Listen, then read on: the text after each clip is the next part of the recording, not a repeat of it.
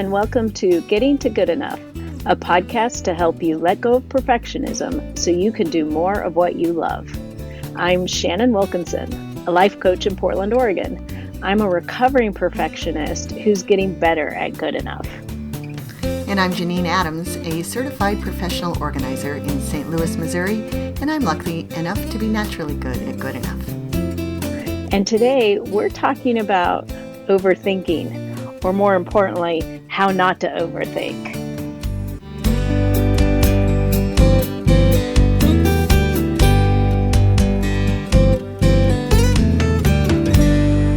Hey, Janine. Hey, Shannon, how are you? I'm great. I am actually in California right now with sunny blue skies. Oh, I'm jealous because I'm in Missouri with gray skies and a snowy forecast. Oof, sorry. Yeah. But so I know you're not trying to rub it in or anything. I'm glad you're somewhere where there are blue skies. Yes, it's been a nice change of pace because at home it is, I think, 40 degrees and raining. Ugh. Yeah, that's horrible. Yeah. Yeah. Anyway, but today we want to talk about overthinking, or the problem with overthinking, and how not to do it. Yeah, I'm pretty knowledgeable on the problem of overthinking. I might be less knowledgeable on the how not to do it part, so I hope you have more knowledge than I do. No, what? Do you think you overthink a lot? I actually, it's funny. I actually used to overthink a lot, and now I say let it be easy, and I stop overthinking. That's actually, I hadn't thought about it, but that's the antidote for me. It has my mantra. Yeah, actually, I do know how to stop overthinking. Well, that's good. Yeah. Although I think sometimes the problem with it is you don't really realize you're doing it until you're like way down the rabbit hole of overthinking. Mm-hmm. Absolutely. Yeah, and sometimes I don't even realize I've done it until way after the fact. Looking back to realize, oh man, you made that harder than it needed to be, or you thought way more about that than it merited. Yeah. Is there anything in particular that comes to mind when you think about that? Well, yeah. You sound so sad. No, I'm not sad. I'm smiling. You can't see me, but I'm smiling. I was thinking about my year-end planning, which I love so very much, and I always set aside a day.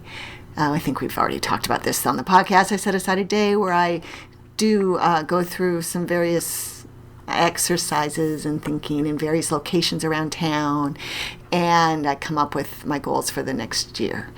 But in 2018 and in my goals for 2019, I think I was guilty of overthinking because there were a lot of bright shiny objects, I think. So I did my usual word of the year exercise, but I came up with, I think, 2 words of the year, but it's possible I had 3, which is so sad that I don't even know, which is a sign of the failure of the system this year. And then I saw Gretchen Rubin and I listened to her podcast Happier, and she and her sister were doing 19 for 19, so 19 things they wanted to accomplish in 2019. So I did that, and then I did. I annually usually try every year to get together with my friend Geraldine, who has been a guest on our podcast for planning, and we got together I think it was February or January, and we came up with a set of goals. And oh my goodness! And the other thing is, all of them were in different formats. So, like the 19 for 19 was in Trello. The notes with Geraldine were in Evernote. My word of the year was in Word or Pages. Oh, it's like. I think I overthought it, but I did accomplish some of the things, but not all of anything. Well, it's probably a little hard to track all of that. Yeah, I actually kind of forgot about it. I would forget about it. Yeah. Like I completely forgot about 19 for 19 until one day when I was looking at my Trello boards. Like, oh, And then I looked to see if I'd done any of them. And I had. But, Oh, well, that was kind of fun. yeah, but not because I had been focusing on the list. Yeah. Right. Right. How about you? Got any Yeah, examples? I tend to do the same thing, and it's interesting. We're in a little bit of a wormhole as we're recording this right now because we haven't yet done our end of the year planning, but by the time this airs, we will have just done it. Um, Right. Interesting. yeah, Although at yeah. least we will So benefit. We'll benefit from this conversation probably when we do our I planning. know that's what I'm hoping for because I too think this is one of the places where it's really easy for me to overthink things. And I think that comes from like wanting to get it right. Like when it feels really important, like I want to do it the best possible way. I want to get this right. And so I sometimes that translates into trying a whole bunch of different things or going at it from a lot of different angles and I don't think that's super effective. You know, I've Yeah. Go ahead. you it makes it harder to remember. Like I know I did word of the year stuff, but um can't for the life of me remember what my word of the year was. Oh wait, I think I do remember. But this might have been 2018. Whatever. I mean, like, so that's the problem. Like, it didn't Right. stick enough because I did too many things, and because I was overthinking it. But then one time I did Word of the Year, and it was bon vivant was the word that came to me, which I thought was really weird and hard to say and kind of complicated. And I thought that I should probably try to come up with something else. And I spent a lot of time trying to come up with something else, and nothing else really stayed with me. And this was, I'm not kidding you, at least 10 years ago. And I still remember it. And I still remember what it Uh-huh. felt like. And like, so I think that really shows the power of like just picking one way and going with it. Yeah, listening to what resonates. I mean, that came to you for a reason, Right. and it you didn't let it feel right. I guess that's interesting. Do you remember? Did you have a bon vivant year that year? I did. I Excellent. What? did. Now I'm dying to know what year it was. God, I'd have to think about what Doesn't matter. the actual year was, but I remember I went on a couple of retreats and I met a lot of people who I'm still friends with. Oh, Um, nice. yeah, and Yeah. I remember it being a year where I just felt like uh, everything just was like fun and easy and Ah, yeah, nice. I just enjoyed the stuff. I want another bon vivant year. Maybe Yeah, that maybe could be that. my word. Yeah, yeah, maybe so. Or maybe is there a Portuguese equivalent of that word? Oh, I'll have to find out. Yeah, there you go. I was thinking that when you mentioned that when it comes to this kind of annual planning and goal setting, we get anxious to do it right, and then tend to overthink it. And what popped into my mind was like I feel like I want to set myself up for success when I'm doing this, right? I want to succeed. In other words, Mm-hmm. you want to Right. meet your goals, and you want, and it's kind of paradoxical that the way for me anyway to set myself up for success is to not overthink it, is to back away from the complexity, have simple goals which are achievable, maybe a little bit stretchy, and Yeah. not overthink it, which I hadn't really thought about. Obviously, didn't think about last year. um, Well, no, is because I think there's sort of a twisty way in which it feels like sort of the more you do and the more planning you do and the more intricate you make it, like the easier it will be for you to achieve it. right. Well, and that's certainly true of organizing systems. I mean, I see this I used to see it in myself. I see it in clients where they are attracted to some system that someone tells them about, that someone invented, that looks Right. just so great, and it's so complex that it falls by the wayside quickly, and then they feel like failures. And So I always try to help people come up with really simple systems that work for the way they think. And the same is true, I think, of these kinds of goal setting and planning activities. Yeah, I think that's right. Yeah, so now having said that, I'm wondering how I'm thinking about a system that I bought this week for goal planning. Because I was working with a client who showed it to me, and it was very attractive. It's physically attractive, like a planner binder. No, it's not a binder, it's a spiral thing with lots of exercises. That I thought, well, that looks really cool, and I went ahead and bought it. And but I think if I can stick with it and make it, rather than doing all these disparate exercises, have this one spiral bound thing that I work with all year long. And it starts with lots of self-evaluation, which I was drawn to. It's called I've got it literally in front of me, and I can't see what it's called. Power Sheets Light. Oh, I don't want to make noise, but Power Sheets is what you would look up. I'll put a link in the show notes to it. But it's got lots of opportunities for reflection, which I was really drawn to, because it fits right in with all we've been talking about for the last year and a half of knowing what's important to you. And it really helps you get to the bottom of that, I think. Oh, that does sound very appealing and intriguing. Yeah. But I hadn't really thought about this in terms of, like you said, coming up with an organizing system.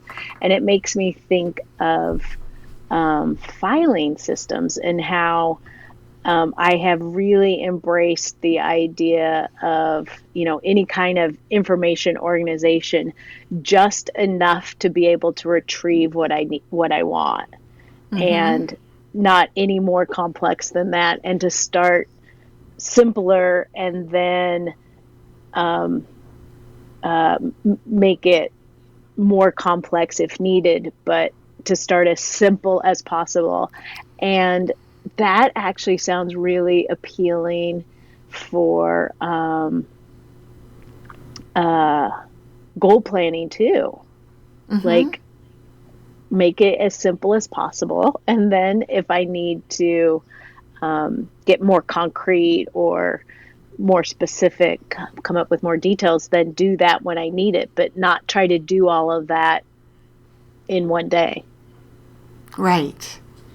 Yeah. I think that I like that. And you're right about the filing. I mean, I always say I'm a firm believer that broad categories are better than narrow categories, and perhaps that's true in goals as well. That makes some sense. I do think, having just said that I'm going to focus on this Power Sheets system for goals planning, I am going to start off, though, by listening to the audio that goes along with the Good Enough Goal Setting kit that we have, because it's got some hypnosis in there, and it's you doing the hypnosis, like my favorite things. So I'm going to get hypnotized, and then I'm going to do it. Yeah, that does help. It sort of puts you in a different frame of mind to get at what's important to you and why these things matter. Yeah. So maybe it'll be a great combo, right? Yeah. That's so funny. I never really thought about that, like making things broad and only letting having them get more specific, making them more specific if you need to. Yeah, because it's a little bit against common wisdom, right? Common goal setting advice. SMART goals. Isn't the S for SMART stand for specific? Yes. Yeah, right. But I like it. Yeah. Well, and the other thing that, I mean, I think that's why a word of the year has always appealed to me in the years that I didn't make it too complicated and try to force a word into my life that did not want to be there. Because then it's sort of the filter through which you look at everything else. So in the years that I've really sort of embraced a word of the year, then I let that inform the more specific goals. But, that's where I focus my energy at the beginning of the year, and then sort of let my other goals evolve from that. And it's like a touchstone of what's important to you. It's like this little Yes. this little jewel that reminds you of what's important to you, and that can change from time, year to year, or more frequently, I suppose. Do you Right. do a specific exercise to come up with your word of the year? I do the one that you turned me on to. That's what's that woman's Chris, name? Christine Christine Kane. Kane. Yeah. Yeah, Christine Kane. Cool. I'll put yeah, I've always done it. Her system each year, and I'll put a link to that in the show notes. It's a free tool that anybody can download. I just looked it up the other day because I was suggesting it to somebody. Oh no, but now I've got 3 different tools I'm planning to use. I Wait, what's this? Well, we'll see. So the word of Good the enough. year.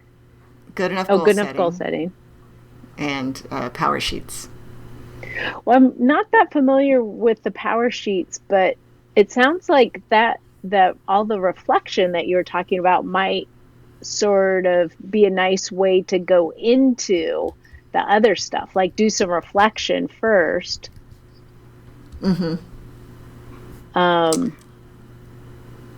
Before you get very specific about what direction you want to head with your goals. Yeah, I think you're right. It will all be. Yeah, I think I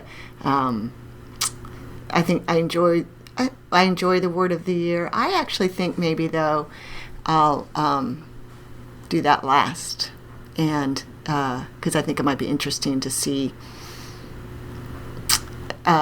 what comes out of it. Because I suspect I'll have one. Going through the power sheets subtitle is intentional goal planner. Oh, interesting. Yeah. So I'm going to do the good enough goal setting so I can get you to hypnotize me, and then get in touch with myself. And then I'm going to go through these many exercises in the Power Sheets Intentional Goal Planner, and then see what happens. See if a word of the year emerges. And if it doesn't, then I'll do Christine's exercise, I think. Oh, that sounds like an excellent plan.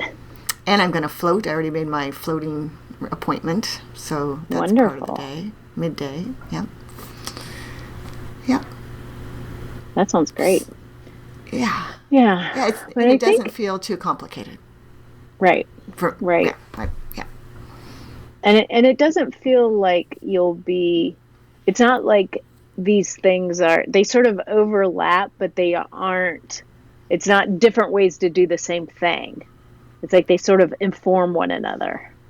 Yeah, I think the 3 tools that you're talking about. Yeah, I think you're right. And in terms of not overthinking, I was just sort of thinking about that while you were talking, and realizing that when I overthink, I feel stressed. It's like when I'm overthinking about trying to make a decision, for example. I mean, sometimes I have a hard time, and I just overthink it. And I like to think one of my superpowers is simplifying to the point where stuff doesn't get overly complicated. But every now and then, anyway, I feel this stress.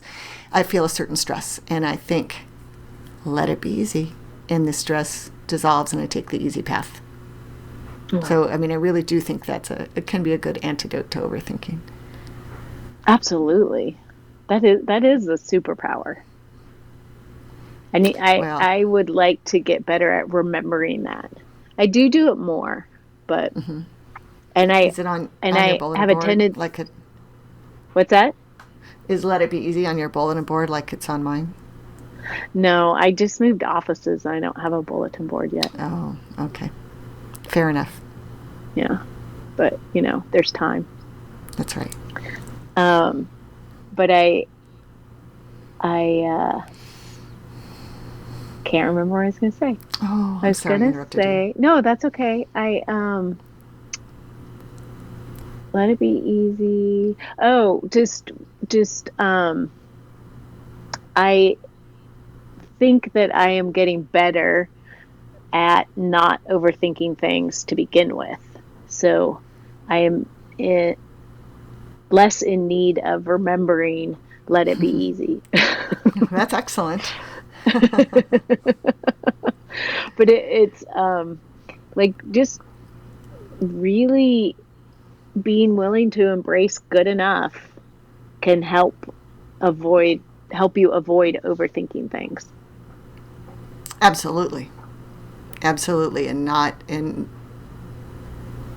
letting go of any idea that something has to be perfect or you should do things a certain way can definitely help with letting go of overthinking. And one of the other ways I've moved away from overthinking is by just picking something. I'm literally just saying to myself, I'm just going to pick something and I'm going to start here.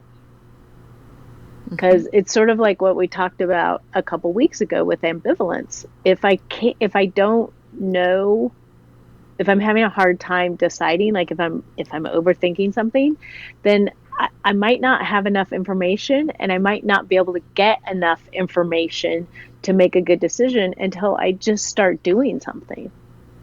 Right. And as we said in that episode, not making a decision is making a decision.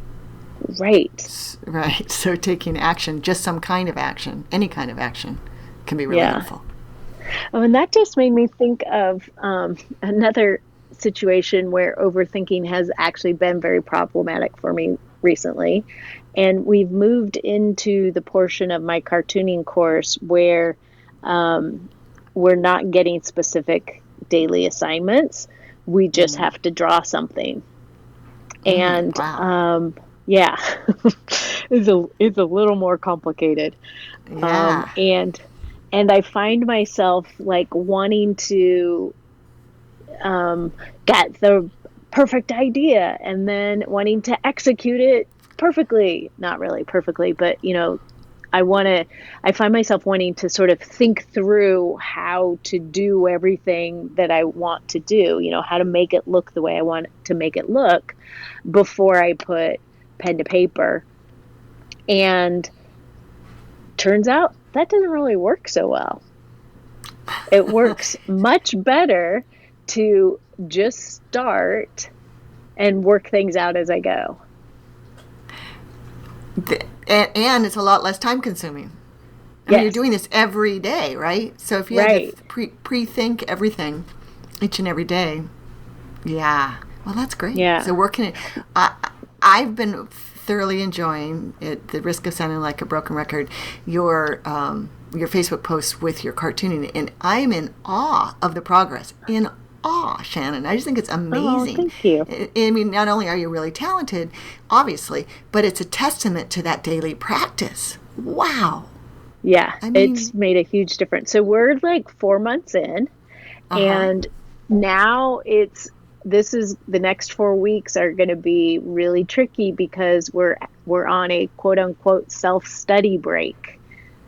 And so we don't have any assignments, and we're supposed to still be cartooning every day.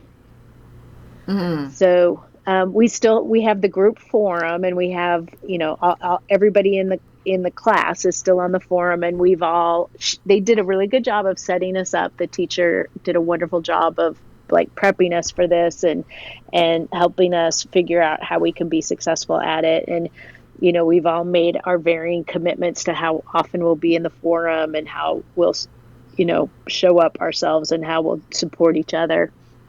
But I have to say, I've spent a lot of time in the last 4 months drawing to the assignment, just making sure I get my homework done as opposed to drawing because I want to draw. Right. Oh my goodness. And we all know that you are going to be perfectly capable of daily cartooning without having the accountability from your class, because you wrote a novel in a month. So, I mean, and nobody was making, there was no accountability beyond that goal. So you'll be fine. That's true. I hadn't thought about that, but it's a different challenge.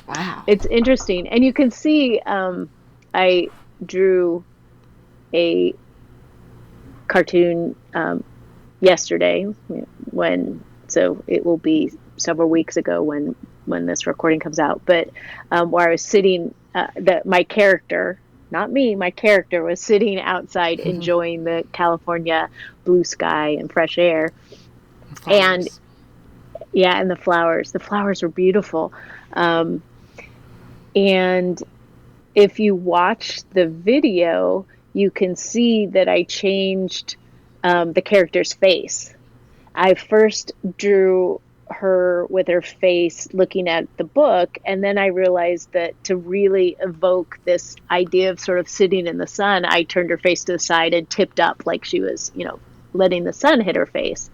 And so you can see, if you watch the video, you can see how I change her face in the sketching portion of it before I turn that layer off in my program, and you just see the outline. Cool. Yeah, but so it's interesting that it's so much more helpful for me to think of a recent time where I've been overthinking and how it doesn't help. Right. Well, that's excellent. Yeah. Anything else to say on overthinking? No, I think I don't want to overthink it, so I'll shut up. Excellent. So what about you, our listeners? Do you have a tendency to overthink things? What have you found to help you not do that? You can let us know on social media. On Facebook and Instagram, we're at Getting to Good Enough. On Twitter, we're at GTG Enough. We are online where you can read the show notes at gettingtogoodenough.com, and you can always leave us a message at 413-424-GTGE. That's 4843. We love hearing from you, and we also would love to hear what you would like to have us talk about in 2020. But for now, I can't believe it. I know it's crazy. Yeah, it's the That's future. okay. I know. This is Shannon Wilkinson, temporarily in Fresno, California.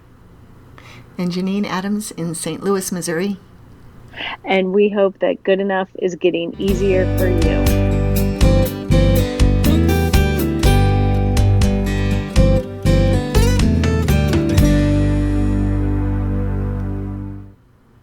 I think it's good we didn't overdo it.